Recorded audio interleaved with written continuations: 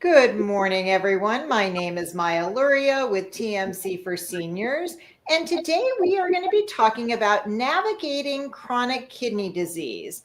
I have Dr. Tausif Zar here with me. He is with Arizona Kidney Disease and Hypertension Centers.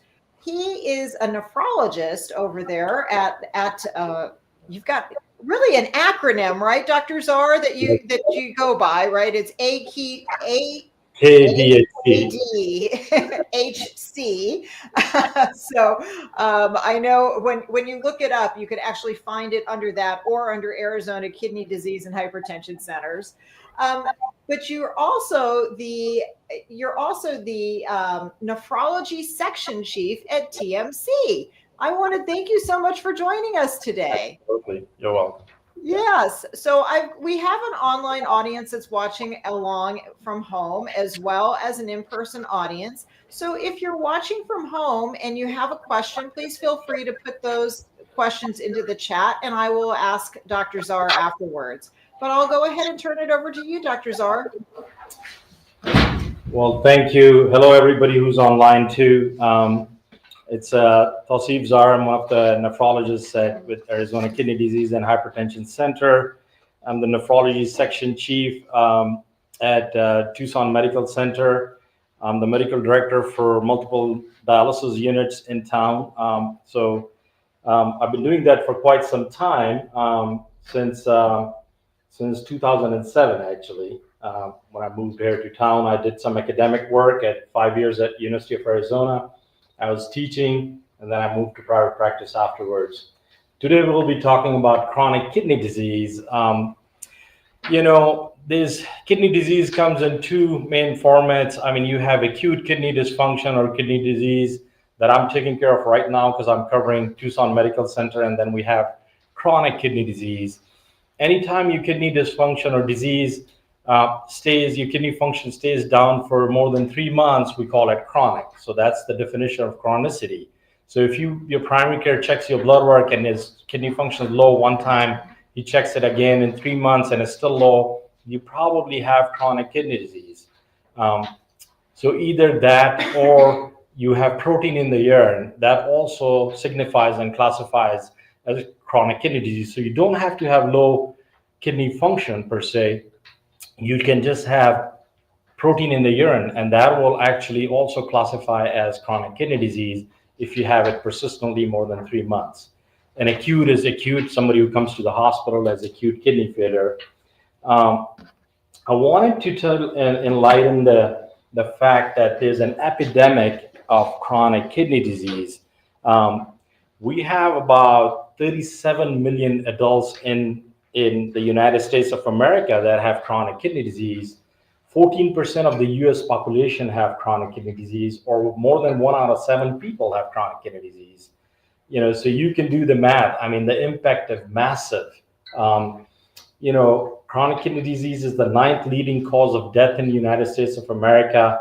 48% of the people with severely reduced kidney function and not on dialysis are not even aware, just because majority of the patients lack of insurance or they just feel fine, and they don't have any symptoms. That's one of the biggest problem with chronic kidney disease, because it's kind of a silent killer that you don't have much symptoms until we do the blood test and find out. So it creeps up on you until it's too late. And that's why we advise screening testing for this.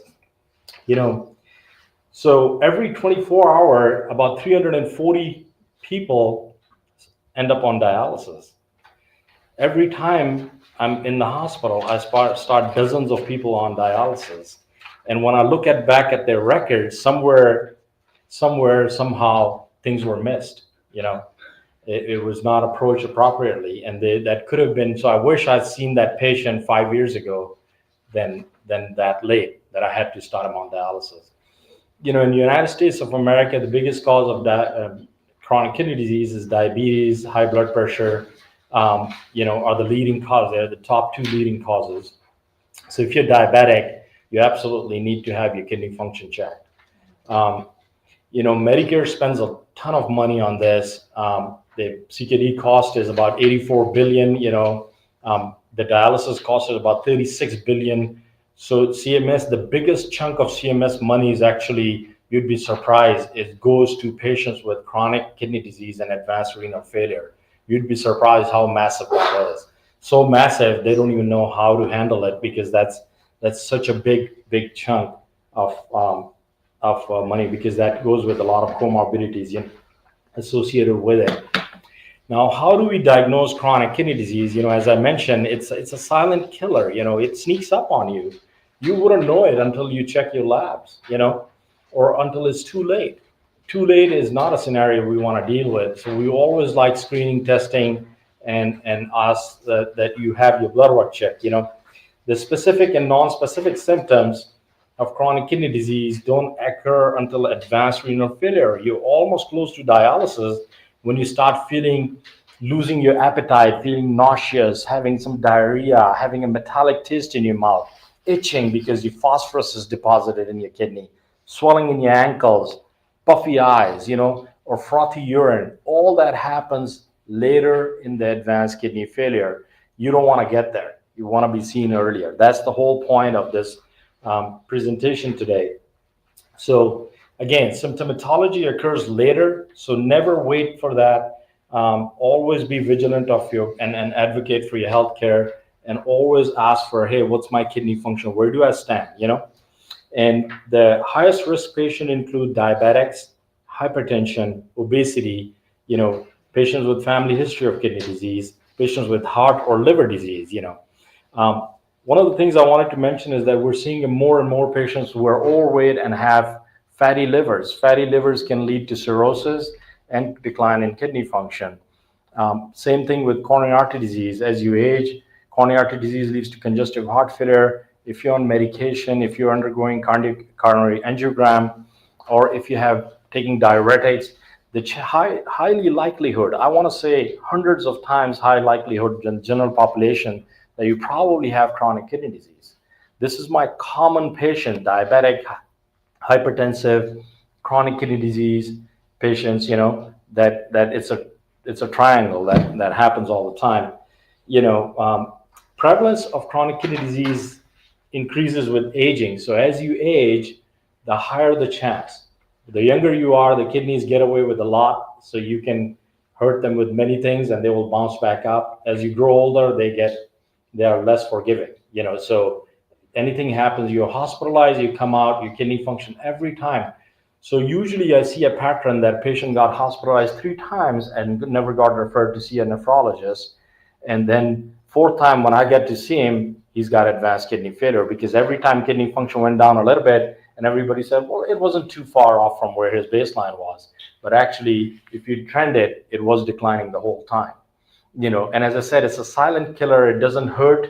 Kidneys don't have any pain fibers except for the outer capsule. You don't have any symptoms. A lot of time patients come to see me and say, I don't have any back pain. But I said, that's not what it is. You don't feel it. So there's no symptomatology, unfortunately.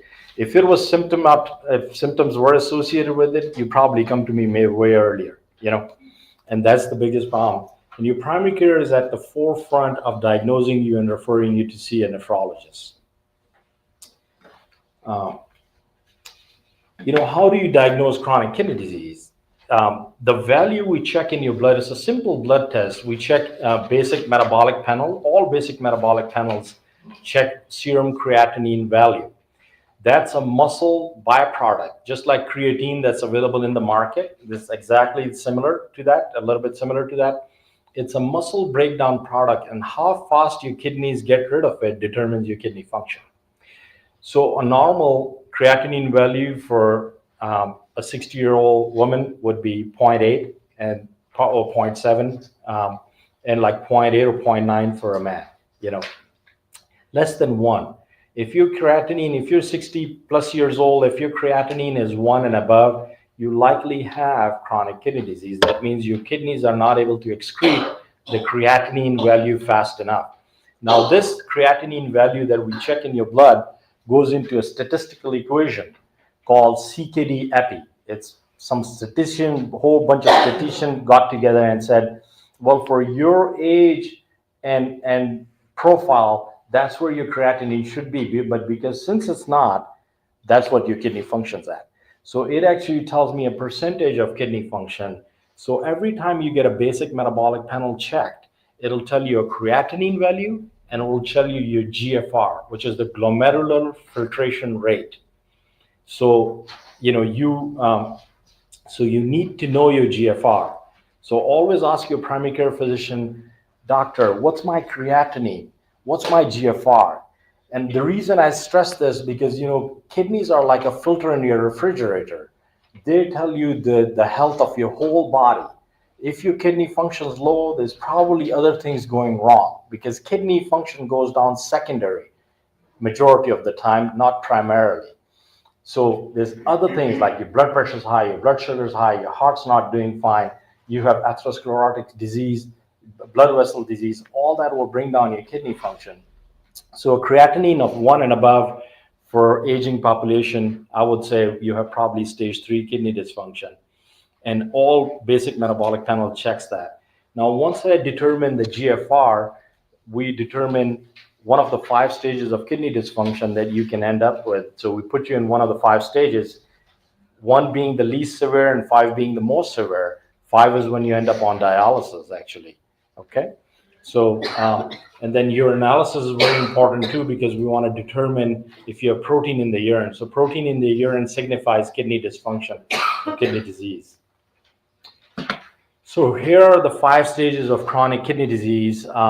Your primary care physician will tell you that you have stage 3 kidney dysfunction. Majority of the times, that's when they start referring to patients to us. That's when your kidney function is at 30 to 60% or 59%. 60% and above, you have stage 2. And then stage 1 kidney dysfunction is almost normal kidney function, but you have protein in the urine. So if you have protein in the urine, you'll fall under stage 1 kidney dysfunction. So that's a normal kidney function, but you have protein. In other words, if you have protein in the urine, you will go through these stages, okay? So only protein will signify. Once your GFR starts declining, your kidney function, you go to stage 2, so that's a mild loss of kidney function. You go to stage 3, which is a moderate loss of kidney dysfunction. This is also divided into stage 3A and B, so early and late stage 3 kidney dysfunction. Stage 4 is severe kidney dysfunction. So when you see a nephrologist in stage 2 and 3, our job is to do everything we can to slow down the decline of kidney function. That's my job. My job is to keep you away from dialysis. You come see me, I do everything right. So I coordinate your care. I make sure I manage. So if I have to, I will manage your diabetes, your high blood pressure, all your electrolytes, okay? And everything that your kidney needs to slow down the decline in kidney function. Otherwise, you're going to go, this is a progressive disorder, okay? So then stage 4, I continue to keep you away from dialysis, but part of my job is to also prepare you for dialysis, if that ever is needed, hopefully never. But once you get to stage 4, and if you live long enough, there's a good chance you may end up on dialysis. So I take care of a lot of stage 4 kidney dysfunction, and we still try to keep them away and do everything right, but we also prepare them for future needs for dialysis. In other words, we put in a fistula in their arm for dialysis needs. We educate them regarding, we have dietary interventions, all those things we do. Stage 5 is actually the end-stage renal disease called ESRD. That's when you end up on dialysis, and actually you would, as I said, if you're not, God forbid, dying from a terminal disease like a terminal heart failure or cancer, those patients we would probably not do dialysis. But if you're otherwise active individual, you have a quality of life. I tell you what, I have 2 95-year-old patients on dialysis. So those days are gone that we used to say age is a limit. We have an aging population. My average dialysis population is 70 plus. So this is not a thing that, you're 80 years old, you're not going to be on dialysis, because people have quality of life. They are active. They have their brains are still with them. They're enjoying life, and dialysis can let you continue to do that. Okay. So 5 stages of dialysis. It's a good question to ask always your primary care physician, doctor, what's my stage of kidney dysfunction? do I need to see a kidney specialist? Okay. Because as I said, a lot of times I see those patients, and my biggest um, uh, worry is that, well, I should have seen them earlier, to prevent that decline. Um, Now, common causes of chronic kidney disease include diabetes, high blood pressure, as I said, heart disease, obesity. There's an epidemic and a pandemic of obesity in the United States of America. We have a 33% population who's overweight. That leads to stress on the heart, obstructive sleep apnea. A lot of patients, right heart failure. So that's like it's a vicious cycle. That right heart failure and fatty liver cause liver failure. That leads to three organ failure, usually heart, liver, and that leads to kidney failure. I see this so many times. Good thing so weight is an important thing, and we have a lot of problems with obesity here. Now, the biggest one that concerns you guys is age over 60. So if you're 60 years plus, there's a good likelihood. So the incidence of 14% of U.S. population, probably half of that is actually 60 and above, that you see those patients with chronic kidney disease. If you have a family history, we have a lot of polycystic kidney disease patients that you have cysts in the kidneys. Take care of those. We have entire families that have chronic kidney disease. If you have had hospitalization and had acute kidney failure, a lot of those acute kidney failure, as I said, when you're younger, will bounce back up to normal. As you grow older, as I said, your kidneys are less forgiving, and they leave a little bit scarring every time you have acute kidney failure. And that leads to chronic kidney disease. So I see patients who were hospitalized, the kidney creatinine went up to 2.5, it got down to 1.5, and everybody said, well, it's all good, and let's go home and enjoy life and not worry about it. But that 1.5 puts you at kidney function now 40%. You have stage 3 kidney dysfunction. And there's a lot of associated disorders with that. And if you don't take care of that, that's a progressive disorder right from there. It'll go down from 40% to 30% to 20% with time. Okay? So you need to have that addressed. Smoking, the newer generation not smoking as well, but older generation still smokes, and tobacco causes decline in kidney function, along with bladder cancer, of course. But that's another thing to be considered. Liver disease, as I said, patients who have cirrhosis for any other reason, but mostly if you have fatty liver, that can also cause liver disease, that can also lead to kidney disease, okay? For my gentlemen in listening to the talk, you have bladder outlet obstruction or benign prostatic hypertrophy. One of the things over the course of my practice I've learned is that patient came to me and they didn't have any symptoms for kidney disease, but they had lots of bladder problems that nobody was addressing. And they had a miserable quality of life, and they would just think, that's what it is, because I'm older. Well, that's not acceptable. So we take care of prostate issues for patients, because urine outflow is very important. If you're not able to empty your bladder effectively, that will actually cause kidney disease. Because if you're backflowing urine is toxic. Kidney produces urine, but it's toxic to the kidney. If it backflows to the kidney, it'll cause kidney decline and kidney function. Women, I see so many women with hyperactive bladder, and lots of women. And so that's one of the things that I treat also, because if it makes you get up 15 times at night, that's probably not going to help your healthcare, too much. And again, as I said, you have to take care of the patients first, then the kidneys. If the patient's not doing well, no matter what you do with the kidneys will decline. If the patient's doing well, even though the kidney is stressed out, they will bounce back up. So you have to take care of the patient. Good night's sleep is very important as far as I'm concerned for your blood pressure and your kidney health. Patients I see an increasing population with vasculitis. I have lots of, for some reason, I don't know what it is, but maybe we're screening more. I pick up vasculitis a lot more than if vasculitis is inflammation of your blood vessels, and it's an autoimmune disorder, and we've been picking that up a lot more, surprisingly.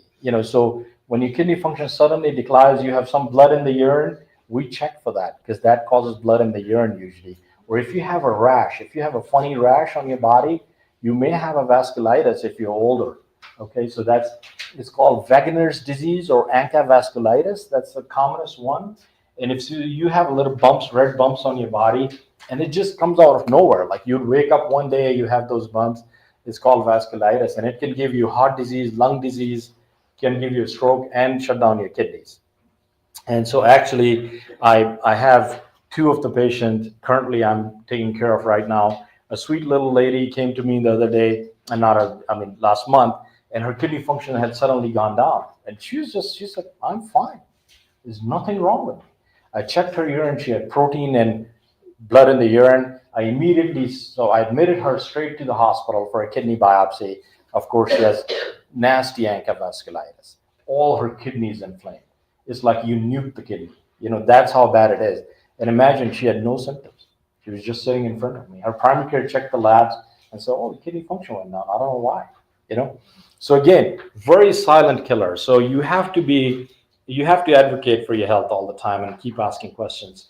If you're hospitalized with severe sepsis, bacteremia, pyelonephritis, recurrent UTI, or complicated infections can also cause decline in kidney function. If you have blockage of the kidney called hydronephrosis, the blockage of the kidney can do that. Most importantly, there's a lot of patients doing polypharmacy or over-the-counter medication. If your doctor prescribes you dozens of medications, or if you're taking a lot of over-the-counter medication, remember, once you take a pill, it gets absorbed. There's only one way to come out, your kidneys. Anything absorbed in your body, you have one way out. So imagine that. If you're pill burning your body, there's only one organ that's helping you, constantly trying to get rid of it, or it's metabolized. And that's toxic to the kidney. A lot of patients take pain medications over the counter, including Motrin, Aleve, ibuprofen. That can cause decline in kidney function. Anybody who's on chemotherapy is notoriously hard on your kidneys. That can cause a decline in kidney function, okay? And antibiotics, anybody's got chest infection, all the time we're prescribing antibiotics. Remember, your kidney takes the stress every single time. So your kidney function can decline due to antibiotics, okay? Frequent hospitalizations, we already talked about. How do you prevent chronic kidney disease? So again, you have to be an advocate for your health, and you have to be vigilant. Healthy lifestyle, a balanced diet, is very important. Good fiber intake. I'm a big fan of fiber. I think that helps you in many ways and shapes and forms. Good protein intake. So a lot of people think that you have to eliminate protein when you have chronic kidney disease. That's actually not true. A decent amount of protein intake is very important. And maintaining good weight. If you're gaining too much weight, it's stressful for your kidneys. Good blood pressure control, 140/80 for general population. We want it 130/70 when you have chronic kidney disease, but that's for general population. Good diabetic control. Your A1C should be less than 7. And then smoking cessation. You're in Arizona. That's not a good state for kidney dysfunction, to be honest with you, to stay here. When I got trained in Connecticut, I used to drink a glass of water like every other day, and I was fine. And here, I drink a gallon of water, it kind of goes through me. I don't know where it went. I have dry mouth all the time. So staying hydration. So insensible water loss is about 1.5 liters when you're sitting here doing nothing. 1.5 liters a day, just by you breathing, is the loss of water from your body every day. If you're going to be doing activity, that's going to be 2.5 liters. If you go for a hike, that needs a gallon of water that day. You see what I'm saying? So you need to stay on top of the water intake, because the air, all the moisture in the air here is from you and me. It doesn't have any more. There's no water around, It takes it from all the plants. Plants are very smart. They're all cactuses. They got thick skin. They don't let any water out. But we got thin skin. So if you walk around with your sleeves off, it'll just take it off. It'll take it from your face everywhere, because the air is so arid dry. It's got no moisture compared to you. You have moisture. Your body keeps putting moisture on your skin because it's internal moisturizer constantly. it would put moisture because it doesn't want dry skin. And when it does that, the air takes it away, and it constantly does that, okay? And you breathe, every time you breathe in and out that air, you inhale added dry air, and you exhale air with moisture. So every time you breathe in and out, you're losing moisture. So water is very, very important when it comes to Arizona. Bladder and prostate health, urine outflow is very important. So make sure you have a good urine output, decent urine output. Avoiding over-the-counter medication. We talked about ibuprofen, Aleve, Motrin. Those medications commonly used, no prescription required, can cause decline in kidney function if you use excessively, especially when you're dehydrated. So I remember I once took care of a rock climber. The guy was all muscle, 40 years old. All he did was rock climbing, solid built guy, very strong. What he used to do is that, of course, when you do that, you get dehydrated. You're on the face of a cliff and it's 200 degrees outside and you're so deep. So he said, when I get on top of it, I used to pop like 4 ibuprofen because I had all these joint aches and pains. He had stage 4 kidney dysfunction when I saw him. 40 years old, athlete, an avid athlete, because of this habit, because he did that for years. That was his passion. He said, when I'm not working, I'm hanging by the side of a mountain, somewhere. So again, you have to be careful. Primary care physicians, again, need to refer and check blood, do screening workup. When it's appropriate, I don't mean to say it all the time because we got enough patients already, but when it's appropriate, we like to see you earlier than later. Trust me, because that's when we can do something about it. When it's later, all I have to offer is dialysis, and you don't want to hear that, okay? So that's about prevention of chronic kidney disease. How do we treat chronic kidney disease? So once you have stage 3 or beyond chronic kidney disease, or stage 2 even at times, a lot of times patients ask me, and some of, I've noticed that they're looking for specific treatment. There's a pill that will fix your kidneys. 85% of the time, your kidney function is low because of the secondary to other disorders. In other words, you probably had a bad heart, diabetes, you were hospitalized. You got to fix all those first. You have to have good diabetic control, good blood pressure control before eliminate your medication. So I screen your med list every single time.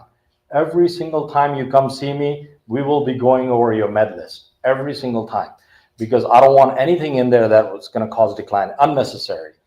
So there's some necessary evils. In other words, you need a diuretic. You're in Arizona, it's arid dry, but you need a diuretic because you have congestive heart failure.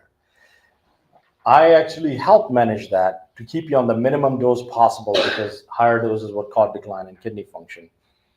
Specific treatment, so I did a decade of training and practice. We had nothing. We had ACE inhibitors and ARBs, in other words, lisinopril and losartan, which are blood pressure medication, which help preserve kidney function. And then, so those two were the medications only available to me until a few years ago. So about 3-4 years ago, we started having SGLT2I inhibitors, Farxiga and Jardiance. So these are wonder medications, believe it or not. It saves one in 3 people from dying from cardiovascular disease, and preserves the kidney function more so than ACE and ARBs. So Farxiga and Jardiance are phenomenal medication. I think anybody diabetic, type 2 diabetes, not type 1, it's contraindicated for that. If you have type 2 diabetes, you should be on Farxiga and Jardiance unless you have a contraindication.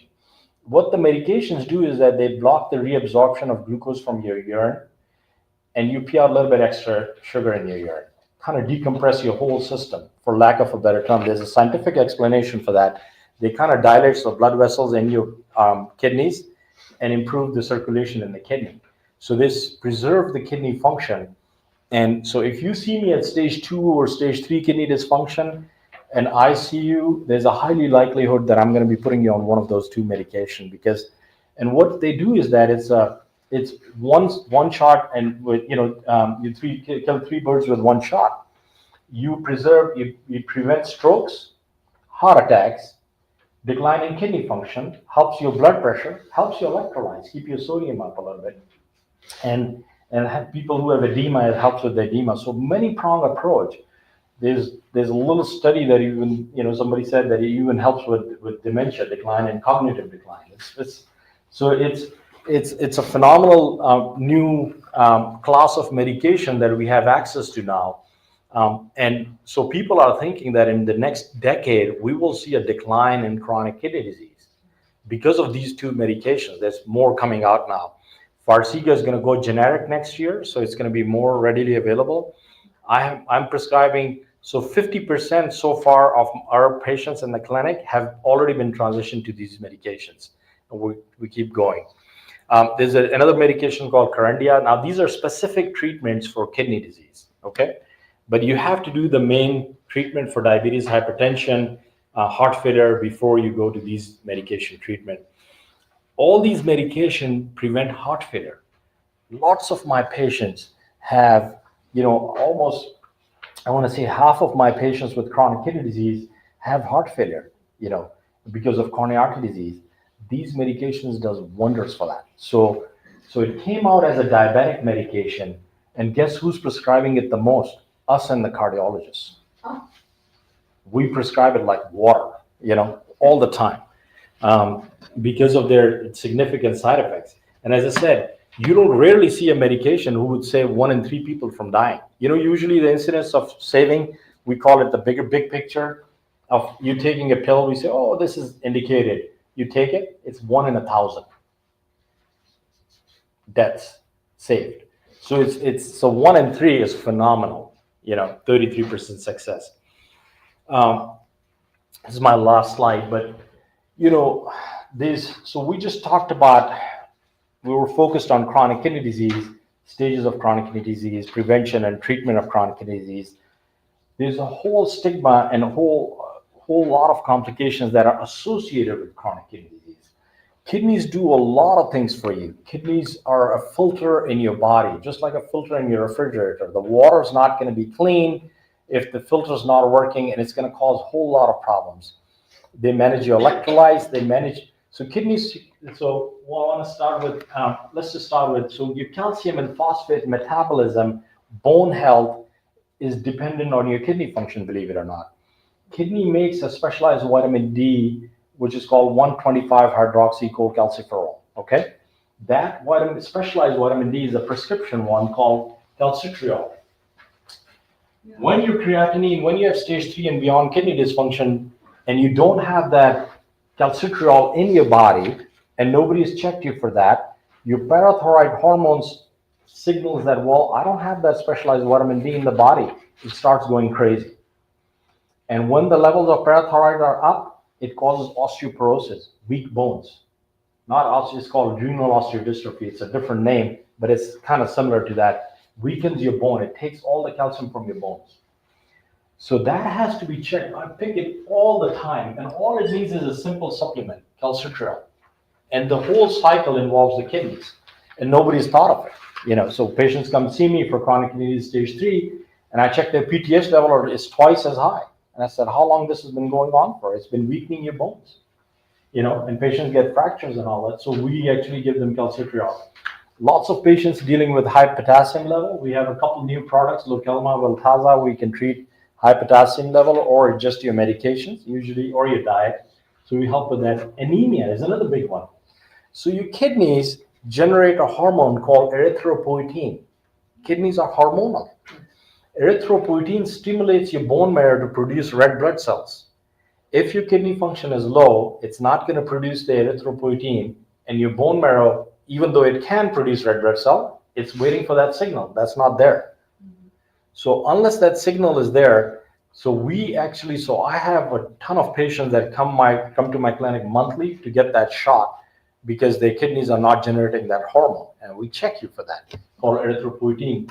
Now, I also check because anemia is very important. If you're anemic, kidneys work with blood. That's how they filter, right? If you're anemic, kidneys not going to perform well. So I manage your anemia when you come see me. So I check your iron profile. If you're low in iron, if you take an iron for a year, good luck having your iron levels up. I mean, it's not fun taking iron tablets. So we have very good IV iron products that I can schedule with TMC outpatient services, and they give you infusions for that. 2 infusions, good for 1 year of iron, IV iron. Okay, that gives you energy, strength, helps your kidneys, and a lot of other things, and including your heart. High phosphate level is another thing. This day and age, what we eat in the United States of America, canned food, sodas, all dairy products. We love cheese. We love, all dairy products high in phosphorus. That's another thing that when your kidney function declines, we have to deal with. We have to give you binders sometime.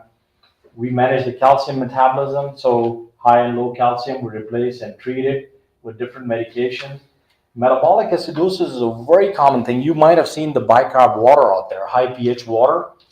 There's some scientific background to that. It actually, not that level, but we actually give medication for that called sodium bicarbonate, which is baking soda pills. It helps preserve your kidney function. When your kidney function is a little bit low, your bicarb level goes down. And it's a vicious cycle. A low bicarb level will bring down your kidney function further.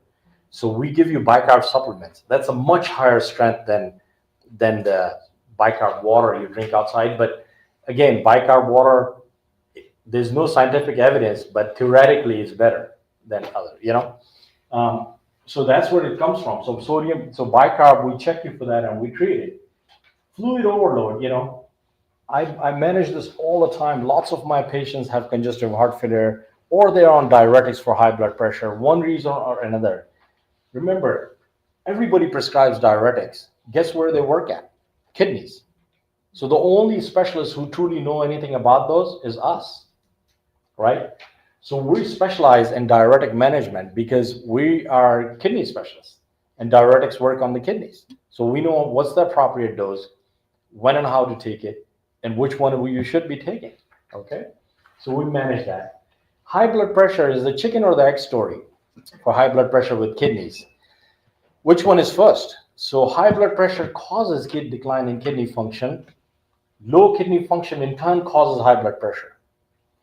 Either way, we have to treat it. We have the right set of medication and tools to treat it. Last but not the least, gout. Uric acid is retained as you grow older and the high protein diet we have. And if your kidney function is declining, your uric acid would go higher. There's a higher incidence of gout. I treat a lot of patients for gout. I mean, that's a whole another topic to how to treat it. And so those are the complications that we treat. So it's not just the chronic kidney disease. What I wanted to bring to you guys' attention is that when people think, well, chronic kidney disease, I don't need to see kidney is not too bad. I don't have any symptoms. I don't think so. I need to go see a nephrologist. See how much we have to do to keep you away from declining kidney function. And when we fix that, trust me, if I was able to say I optimize your kidney care, in turn, I optimize 10 other things also. So when you're good from my end, I'm the kind of mechanic you get to see the last, okay? If I give you a good slip that you're good to go, you're good to go, because that means your diabetes is good. That means your high blood pressure is good. That means your congestive heart failure medications are optimized. That means all these complications I've listed have been optimized and treated appropriately. That means I've done everything possible to slow the decline in kidney function. When I say that about a patient, that means nothing else could have been done. And trust me, that's the filter in your refrigerator. If I fix that, I say that's all you could do, So if anything else has to majorly go wrong, bring down your kidney function. And since it's a systemic disorder caused the decline in kidney function, we fix all the systemic disorder. We're not diabetic specialists, but we're kind of close to that, okay? And so we manage that. Hypertension, I can bet cardiologists know a lot about it too, but nobody would know better than a nephrologist, okay? Because guess what? So your minute-to-minute blood pressure is controlled by your nerves. So your sympathetic nervous system controls your minute-to-minute blood pressure. You sit, you stand up, your blood pressure is controlled by your nerves. Guess who controls your long-standing baseline blood pressure? Kidneys. Nobody else. It's not your heart. It's your kidneys. Your kidneys generate this ACE renin-angiotensin system. That's maintaining your blood pressure, low or high, either way. So And by knowing that physiology and pathology, we are experts in high blood pressure. I mean, I specialize in that on top of it, but every nephrologist will be up to par for blood pressure management. And that's the key you need for your cardiovascular prevention and kidney function prevention. So that entails, I just wanted to explain that how much it entails to take care of your kidneys. It's not just the kidneys. It's not like you go see somebody and they prescribe a pill and you're good to go. It's a lot of other things. So we consider ourselves a super specialized internist, in other words, because we just don't take care of the kidneys. You see, because we take care of so many other things that an internist would take care of too. We just do it from a different angle. Okay. And so I think that's all I have to say today. Let me see. Yeah. So I will take any questions anybody has now. Okay, we'll do online first. Okay. Yeah. Okay. And actually, if you'll just advance one more slide there, Dr. Zar, because it does have your contact information on there. So this is my contact information if you guys need. So I just wanted to be sure that everybody online also had that. You got it. I was going to bring cards, but then I'm like, okay, this is better. I just put it on there. So phone number is 520-290-5260. So thank you for that. And I do have quite a few questions that came in that I'd like to ask you. One is if you have the start of kidney disease, how can you keep it from advancing? So that's what we talked about, the preventing the decline in kidney dysfunction. And again, it entails starting off, well, why did you have kidney disease to begin with? You know, if you had diabetes, I start off with management of diabetes first, and I want to make sure that's optimized. You know, if you had high blood pressure, I take care of that. If you have congestive heart failure, I take care of that. Again, I'm picking up the common three. There's hundreds of causes of chronic kidney disease, but kidney disease is only 10% of the time you have primary glomerulopathy, which involves inflammation of the kidney. So that's a primary kidney disorder. 85-90% of the time it's a secondary disorder. So I want to make sure the primary disorder is taken care of. That's number one. Second is specific kidney treatment for kidney disease, which is, again, I would discuss ACE or ARBs. Those are blood pressure medication with added benefit of slowing the decline in kidney dysfunction. Farxiga or Jardiance, which is SGLT2I class, and that actually slows down the decline in kidney dysfunction, and Kerendia, which is a mineralocorticoid and receptor inhibitor in the kidney. Those actually prevent the long-term scarring of the kidney and preserve the kidney function in the long run. Okay. So again, non-specific, general systemic treatment, and then specific treatment. All depends on where you're at and what happened that caused the decline in kidney function. Okay. And if you have a primary care doctor who is watching you for any kind of kidney issues, when should they refer you to a nephrologist? So usually, you know, when you have stage 3 kidney dysfunction and beyond, usually you should be seeing us. Now it depends. If you have protein in the urine, you need to see us way earlier. So there's two prongs. So there's if you have decline in kidney function, but if you have protein in the urine on top of it, you would tend to decline faster. So we want to see patients. So if somebody just did a urinalysis and they saw protein in the urine, we want to see you earlier than later. So I would see the decline in proteinuria patient, stage 1 and 2. And if you just decline in kidney function, stage 3 and beyond. Because obviously we don't have enough nephrologists to take care of all the CKD patients. So we see them little bit. Yeah. So I think that probably answers my next question that came in is, what is one of the earliest signs that something might be wrong with your kidneys? Is it going to be the protein in the urine?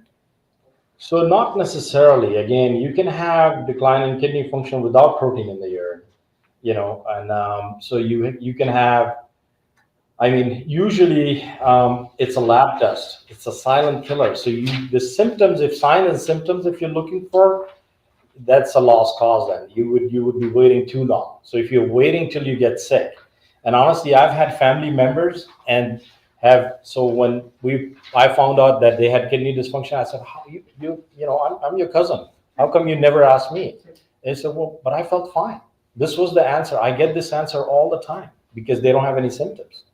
So you don't want to wait for the symptoms. I never want to advocate for the fact that, well, when your ankles swell up, you come see me. That's the wrong approach, or if your eyes get puffy. I mean, those are the symptoms. Or if you start throwing up, or if you can't breathe. I mean, those are late symptoms. Or if you start itching, those things can happen. Those are the signs and symptoms, but you don't want to wait for that. Okay. Does any stages of menopause impact kidney health in women? This is Women's Health Month. So if you are perimenopause, menopause, or postmenopause, is there any impact to that on your kidney health? That's a very interesting question. Usually the answer is no, but it kind of is related to your bone health. Kidneys are involved in your bone health, and as you said, as you age, you get more bone issues, post menopause, and if you have kidney dysfunction on top of that, you will have a major bone problem.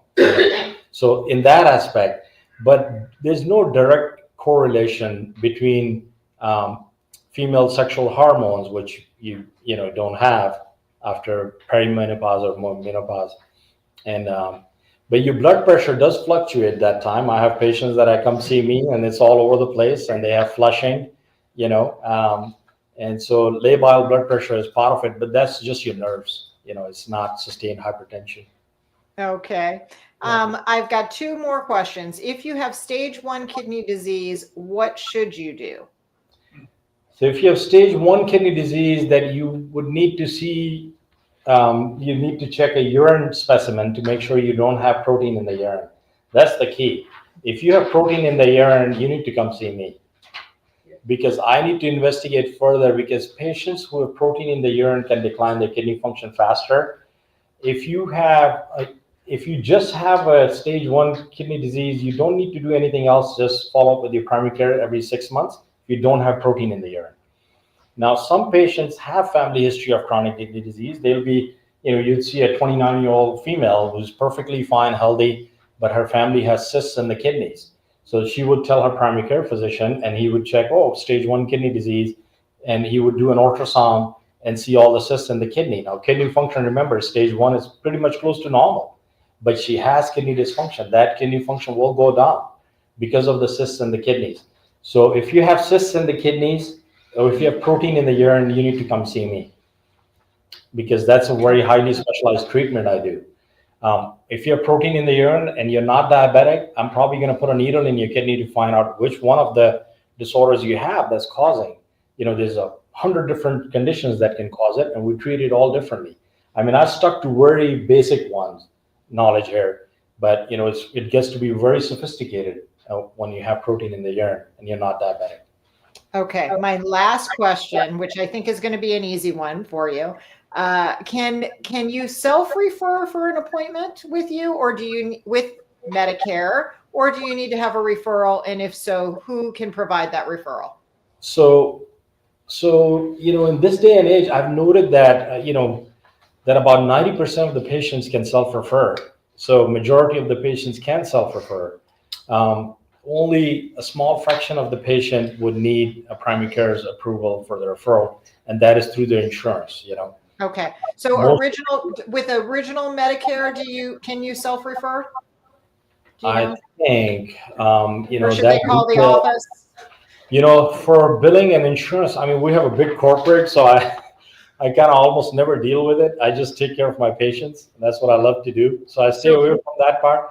But I think you can self-refer. So my suggestion would be to please call your office, which is 520-290-5260, just to make sure, because I know that that's not necessarily your area of expertise. That's right. Just to make sure, because I would hate that we tell them one thing and then they need it, So that's true. But if they do need a referral, can they get that from any physician, or does it need to be their primary care? I think any physicians can refer. Okay. I get referrals all the time from cardiologists, all the time. because as I said, cardiac patients are number one on my list for who have diabetes, hypertension, heart failure. And so, and I get from infectious disease doctors, I get from gastroenterologists, I get from anybody who would notice a decline in kidney function. They would Right. just I was thinking maybe oncologists too, right? Because you mentioned that there's oncologists, yes. right with the Yes. chemo. So I work very closely with Arizona Oncology, Which is now TMC Health TMC, Center. that's So right. yeah, so That's right. so that's great. I want to thank you so much. I'm going to wrap up with our online audience, but I want to thank you so much. This was really helpful. We have not had a kidney discussion. I can't even think of the last time we might have even had one here. So it's an important topic, and you really shared how important that is. So I hope that we'll be able to have you back for some more learnings down the road. Absolutely. Thank you. So I love to come. I think it's a great audience and enjoyed that. Yeah. Thank you so much, Dr. Zar. Thanks again for being here today. We look forward to seeing you next week. We are going to have another super important talk for Women's Health Month. It is on gynecologic cancers, what every woman should know. That will be on Wednesday, May 28th at 4 p.m. If you're interested in that class, please give us a call in the office. The phone number is 520-324-1960. The talk will be with Dr. Candace Lewis. She is with the TMC Health Cancer Center. We'll see you then. Have a great holiday weekend.